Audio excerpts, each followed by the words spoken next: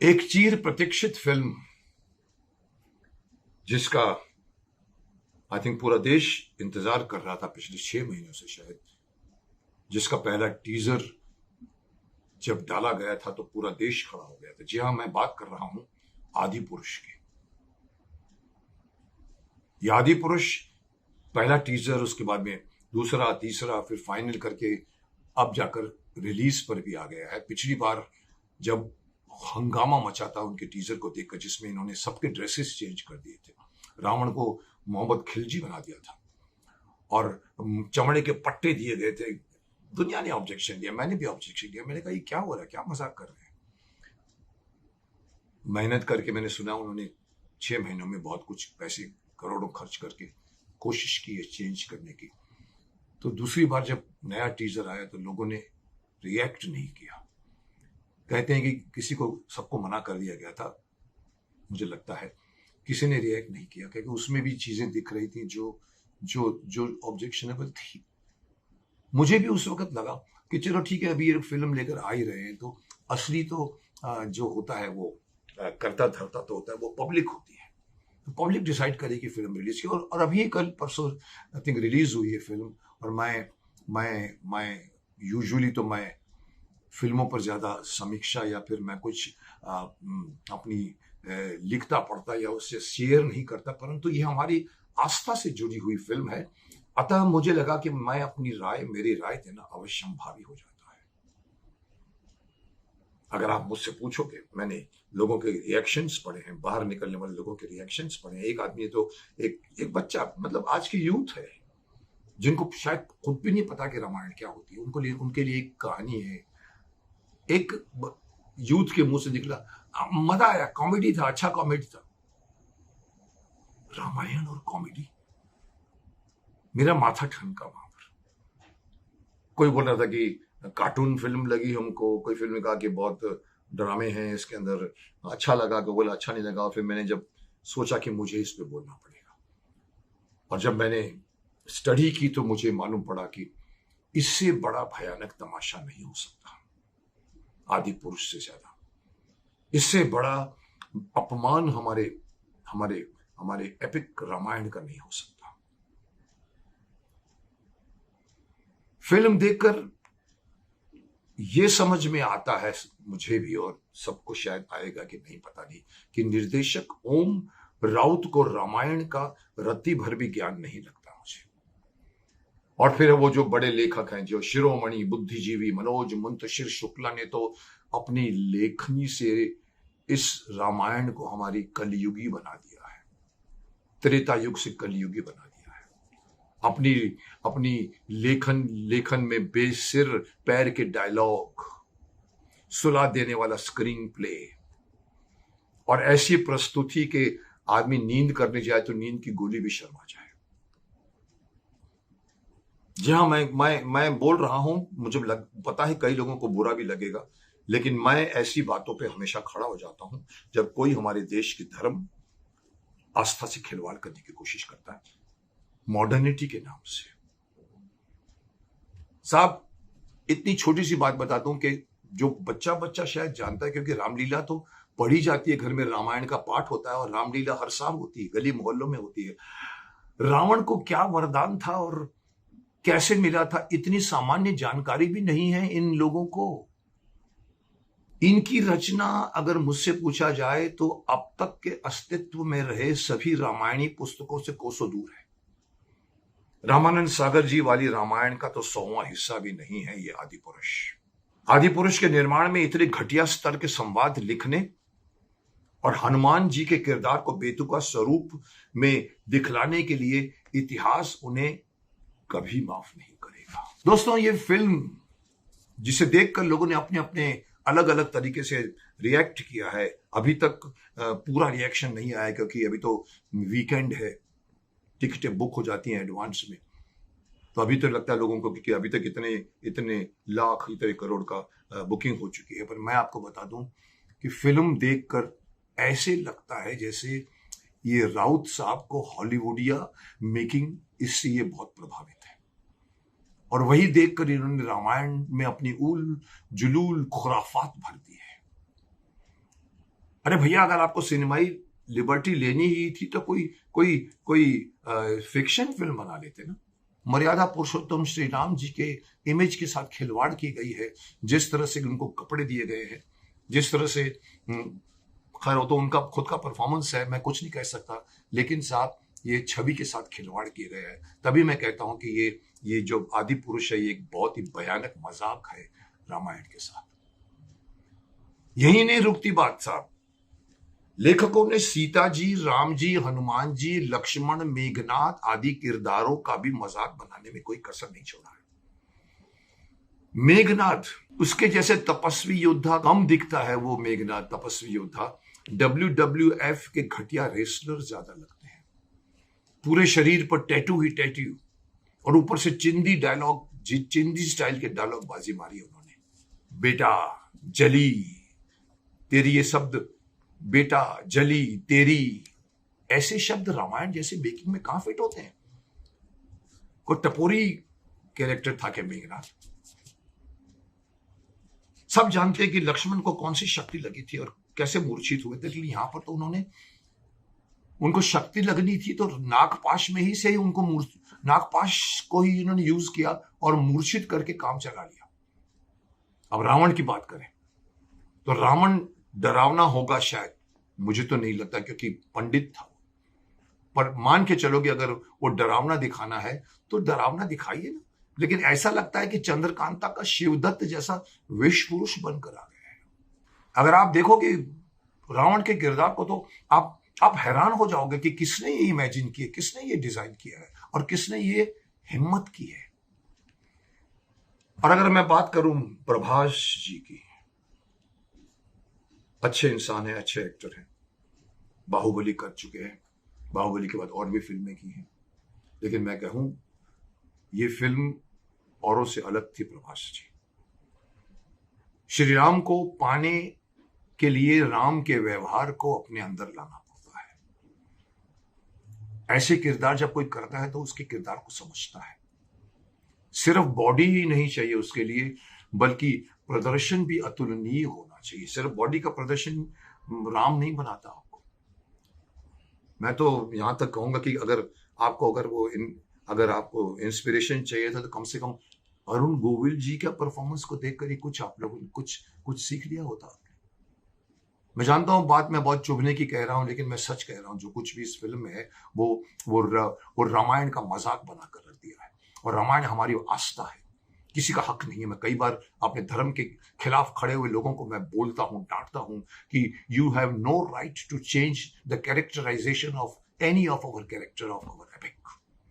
मुझे याद है कि जब ये अनाउंस हुई थी ये आदि पुरुष, शायद 2 साल पहले, मैंने स्टेटमेंट पढ़ा था हमारे जो ये महान एक्टर हैं जो सैफ अली खान, उन्होंने कहा कि I am doing Ravan's role and I'm going to make him humorous। उस वक्त भी मैंने रुका था, मैंने कहा था कि who the hell are you to change the characterization of our epic characters। अपने धर्म में करके दिखाओ, कटने लगेंगे सर। लेकिन उन्होंने पूरा सुना है। बीच में तो पिछले ट्रेलर्स में अभी जो बीच में जो टीजर्स आए थे, 2, नंबर 2, नंबर 3, बड़ी समझदारी से उन्होंने, बिकॉज पहले में ही जब उन्होंने दिखा दिया था सैफ अली खान को चमगादड़ बढ़कर आता है, अलाउद्दीन खिलजी दिख रहा है, पूरा दाढ़ी बना के मौलवी बना दिया उनको। इस बार उन्होंने सेफ गेम खेला, उनका लुक नहीं दिखाया, छुपा कर रखा। लेकिन मुझे नहीं पता था कि वो छुपा कर बैठे हैं, चेंज कुछ नहीं किया। रिलीज आया है, पब्लिक तो रिएक्ट करेगी, वही लुक है उसका, और उसको कॉमेडी करवाने की कोशिश की गई है। रावण कॉमेडी के कैरेक्टर नहीं थे। क्या निर्देशक, माफ करना बुरा लगेगा, पर निर्देशक राउत जी को सिर्फ रावण के लिए सैफ अली खान ही मिला। इससे ऊंचा तगड़ा कलाकार हमारी इंडस्ट्री में रह ही नहीं गया है। रावण भी कद्दावर था, जुगाड़ से बनाया गया रावण। जी हाँ, ये कैरेक्टर जो बनाया है, सैफ अली खान ने खुद कहा था कि मैं इसको चेंज करूंगा, जुगाड़ से बनाया गया ये रावण। ये रावण कम दिखता है, सस्ता स्मगलर ज्यादा दिखता है। अब लंका की अगर बात करें, सोने की लंका थी, मशहूर था, पूरे का पूरा रावण के और हनुमान के जलाने में बार बार ये शब्द आता था, सोने की लंका जला दी है। तो सोने की लंका कितनी चमकदार होगी, लेकिन साहब इस फिल्म में लंका को क्या दिखाया गया है? पूरी सोने की लंका काली काली नजर आती है, और आधी से ज्यादा तो फिल्म में वो तमराज किल्विश जो हमारे शक्तिमान का मशहूर है, उसका अंधेरा गायब ऐसा लगता है। लंका देश कम बल्कि तिलस्मी और जादुई जगह लगती है। अब अगर आप लंका को इतना आधुनिक बताया, उन्होंने काफी बताया आधुनिक है, बहुत आधुनिक है, तो फिर आधुनिक है तो फिर रावण को चमगादड़ पर आने की क्या, दिखाने की क्या आवश्यकता थी? और युद्ध के नाम पर मोहल्ले की चिंदी लड़ाई टाइप दिखा दी गई है, जैसे मोहल्लों में लड़ाई होती है जहां जमकर लात घूसे मारे जाते हैं, अब शब्दों की बौछार हो रही है। ये नहीं है हमारा रामायण। क्या आपको रामायण नहीं पढ़ा आपने? आप रामायण बना रहे हैं और रामायण नहीं पढ़ते। कानन कुंडल कुंचित कैसा, हनुमान जी को आप चमड़े के वस्त्र दिखा देते हैं जहां पर पूरा देश खड़ा हुआ था, अभी भी वही कुछ रखा गया है। क्यों? क्या आप या तो दुस्साहस कर रहे हैं कि हम नहीं मानते इस किताब को, हम नहीं मानते वाल्मीकि के रामायण को, हम नहीं मानते रामचरितमानस को, हम इवन लंका, इवन जो रामानंद सागर जी ने बनाई है, जिसको देश ने उठा दिया था, आज तक कोई रामायण डिबेट नहीं कर पाई उनको, उसको भी आप लोगों ने नकार दिया है और अपने मन से आपने सब कुछ चेंज कर दिया है। यानी कि अगर आप लड़ाई भी दिखा रहे हैं जैसे मोहल्लों में लड़ाई होती है। मैं तो यहां तक कहूंगा कि ओम राउत और मनोज मुंतसिर ने क्या सोचकर बनाया ये वही जाने, लेकिन देशवासियों को अज्ञानी समझने की भूल मत करना। एक आम बच्चे को भी रामायण इनसे ज्यादा पता है, क्योंकि उन्होंने श्री राम कथा बचपन से घरों में धरोहर के रूप में सुनी है उन्होंने, और फिर रामानंद सागर जी का तो अभी कोविड के जमाने में फिर से रामायण को देख चुके हैं। वो देखने के बाद क्या वो आपके रामायण पर खोट नहीं निकालेंगे? आपको पता नहीं है आप क्या करने जा रहे हैं। सिर्फ अगर माना जाए तो गीत संगीत और अयोध्या का स्क्रीन प्ले फिर भी ठीक लगता है, जिसके लिए शायद फिल्म देखी भी जा सकती होगी, लेकिन ये ध्यान रहे कि अगर आप फिल्म को देखने जाओ तो दिमाग को अपने घर में रख के जाना, क्योंकि आपको सिर्फ खींच आएगा और क्रोध आएगा। मुझे तो मनोज मुंतशिर के बारे में और उनकी पहले की लेखनी को देखकर यकीन करना मुश्किल हो गया है कि इतने सड़े हुए डायलॉग उन्होंने ही लिखे हैं। हनुमान जी का लुक जैसा डायरेक्टर ने दिया है, वैसा अगर खुद हनुमान जी भी देख लेना तो एक पहाड़ उठाकर बनाने वाली टीम के ऊपर फेंक दें। जी हाँ, मजाक नहीं कर रहा हूं। अगर हनुमान जी भी अपना ये लुक देखें तो जितना गुस्सा उनको कभी नहीं आया उतना गुस्सा आ जाए। फिर चिंदीगिरी परोसी गई है धर्म के नाम पर, चिंदीगिरी, जो फिल्म से जो कतई नाकाबिल बर्दाश्त है हमको भी और पब्लिक को भी।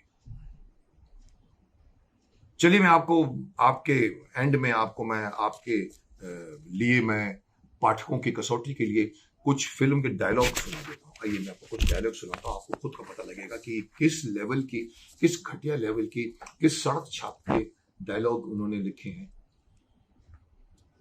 आपको पता है हनुमान जी लंका जलाते समय क्या डायलॉग बोलते पता? कपड़ा तेरे बाप का, तेल तेरे बाप का, जलेगी भी तेरी बाप की। कपड़ा तेरे बाप का, तेल तेरे बाप का, जलेगी भी तेरे बाप की। ये हनुमान जी बोलेंगे, वो भी वाल्मीकि रामायण में बोलेंगे। ये एक कमर्शियल फिल्म में आजकल के डायलॉग जिस तरह से सलमान खान भी बोलता है और शाहरुख खान भी बोलता है वो बोल सकते हैं, लेकिन माफ करना, हनुमान जी ऐसे टपोरी डायलॉग कभी नहीं बोलेंगे। अब आगे सुनिए अंगद क्या कहता है। अंगद कहता है, जो हमारी बहनों को हाथ लगाएंगे हम उनकी लंका लगा देंगे। मेघनाथ का डायलॉग सुनिए। मेरे एक सपोले ने तुम्हारे शेषनाग को लंबा कर दिया, अभी तो पूरा पिटारा भरा पड़ा है मेरे पास।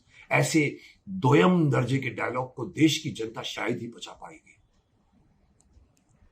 फिल्म के नाम पर कबाड़ा बना दिया इन्होंने। जो कहानी हम सब बचपन से जानते हैं, उसमें इतना झोल करने की इजाजत सेंसर बोर्ड ने कैसे दे दिया? जी हाँ, मैं बार बार ये सवाल उठाता हूं। लोग कहते हैं सेंसर बोर्ड ने पास किया तो आपको क्या एतराज है? मैंने कहा था सेंसर बोर्ड सुप्रीम कोर्ट नहीं होता भाई। अगर सेंसर बोर्ड ने हमारे धर्म को समझने में भूल की है तो हमें उनको अपना धर्म समझाएंगे। और मैं यह सवाल फिर से पूछ रहा हूं, क्या सेंसर बोर्ड हम लोगों के बीच में से निकले हुए पुरुष नहीं है, नारियां नहीं है, जिनको पता नहीं है कि रामायण हमारे यहां पर साल भर पढ़ी जाती है? रामलीला का मंचन होता है, राम कैसे होते हैं, लंका कैसी होती है, सीता कैसी होती है। मोहल्ले मोहल्ले में बच्चे बच्चे भी जो परफॉर्मेंस करते हैं वो इनसे बेटर है। कैसे पास कर देते आप उनको? लोग क्यों कहते हैं कि सेंसर बोर्ड ने पास कर दिया था? अरे हमारा तो आपके ऊपर यकीन हट गया, विश्वास हट गया कि अगर आप अगर ऐसी फिल्म पास कर सकते हैं तो फिर सोचना पड़ेगा कि कैसे पास होती है। फिल्म में रावण का दशानन लुक देखकर तो लंका वाले भी 100 गालियां दे देंगे इनको। जी हाँ, लंका वाले भी इनके ऊपर केस ठोक देंगे कि हमारे रावण को आपने कैसे बताया है। मुझे तो समझ में नहीं आया कि 600 करोड़ रुपए कहां लगे। इससे अच्छा तो होता कि आप एक वीडियो गेम भी बना लेते, बच्चे एंजॉय करते। अब माफ करना, जो मैं कहने जा रहा हूं सुनकर आप लोगों को और सुनने वालों को बहुत बुरा लगेगा। मुझे इतना गुस्सा आया हुआ है इस बातों को सुनकर कि कितनी हिम्मत हो गई है आजकल के makers, so called modern makers, जिन्होंने ये स्टेटमेंट देते हैं कि हम मार्वल वालों के लिए फिल्म बना रहे हैं, हम आजकल के बच्चों के लिए फिल्म। अरे साहब, हमारी परंपरा वही रहती है, हमारे बाप दादा का लुक वही रहता है, परदादा का लुक भी वही रहता है। आप चेंज नहीं कर सकते उसे, तो फिर इसको चेंज करने का हक किसने दिया है? तो मैं ये कहना चाहूंगा कि अवार्ड के नाम पर इन फिल्म को क्या अवार्ड देना चाहिए? फिल्म की पूरी टीम को नुक्कड़ पर 50 डिग्री धूप में खड़ा करके झुलसा देना चाहिए। गरुड़ पुराण से कोई उपयुक्त सजा खोज कर इनको देनी चाहिए, क्योंकि ये सिर्फ एक आम फिल्म होती ना तो मैं इतने कड़े शब्दों का प्रयोग नहीं करता। लेकिन हमारी आस्था का विषय कोई उठाकर मजाक बनाएगा तो गाली का हकदार होगा। मैं कभी गाली देता नहीं, लेकिन कोई ना कोई तो देगा इनको गाली। अगर आप पूछेंगे मेरी तरफ से रेटिंग क्या है, तो मैं कहूंगा कि 10 में से 1। अब आप पूछोगे इतना बुरा कहने के बाद 1 नंबर क्यों दे रहे हो? तो मैं कहूंगा कि गीत संगीत और अयोध्या को फिर भी बढ़िया दिखाया गया है। इसके लिए शायद आप देख सकते हैं फिल्म को। एंड में और भी ये कहना चाहूंगा कि हिंदुत्ववादी सरकार को, हमारी सरकार हिंदुत्ववादी है, हमारा देश हिंदू राष्ट्र है। भले लोग खड़े होकर उसके खिलाफ बोलते हैं, लेकिन हकीकत यह है कि हमारा देश हिंदू राष्ट्र था और है और रहेगा। ऐसे हिंदुत्ववादी सरकार को भी ध्यान देना चाहिए। जी हाँ, मैं कह रहा हूं, प्रशासन को बहुत काम होते हैं, लेकिन प्रशासन को देखना चाहिए कि क्या कोई हमारे धर्म के खिलाफ या कोई यूथ के खिलाफ कुछ कर रहा है, उसको रोकना चाहिए। तो वो उनको देखना चाहिए कि कोई हमारे धर्म का उपयोग इतने भद्दे तरीके से ना करने पाए। मैं एंड में फिर से रिपीट करना चाहता हूं कि हमारी हिंदुत्ववादी सरकार का ये फर्ज है कि वो देखे कि कोई हमारे धर्म का इस तरह से दुरुपयोग तो नहीं कर रहा है, इंसल्ट तो नहीं कर रहा है। जी हाँ, मैं बहुत कुछ कह गया हूं और मैं यूजुअली किसी फिल्म की समीक्षा नहीं करता, लेकिन मुझे पता लगा जब मैंने लोगों के रिएक्शंस देखा, जब उस बच्चे ने, एक लड़के ने कह दिया कॉमेडी अच्छा था, हमको कॉमेडी अच्छा लगा। अरे रामायण में कॉमेडी कहां से आती है साहब? रामायण एक सात्विक विषय है। रामायण एक हमारे देश की परंपरा का विषय है, मर्यादा का विषय है, पिता पुत्र के रिलेशन का सब्जेक्ट है, भाई भाई का सब्जेक्ट है। सुना इसमें भरत तक नहीं दिखाया गया, भरत को भी नहीं दिखाया गया। तो मुझे आना पड़ा और मैंने कहा कि ये फिल्म मैं तो नकार चुका हूं और मैं वेट कर रहा था कि पब्लिक खुद सर्वे सर्वा होती है। अभी तो सिर्फ वीकेंड है, आगे पब्लिक क्या निर्णय लेती है ये मैं भी देखना चाहूंगा। लेकिन मैं सरकार से कहूंगा कि आगे कोई भी इस तरह का मजाक, जिसको मैं भयंकर मजाक कह रहा हूं, बनाने की जरूरत ना करे। सेंसर बोर्ड को भी कहूंगा ऐसी फिल्म को पास करने की कभी कभी कोशिश न करें। आप गलत प्रेसिडेंट बना रहे हैं अपने ऑफिस का। So wait and see the result of this great film, this big film, this is most awaited film Adipurush. Wait and सी क्या होता है इसका।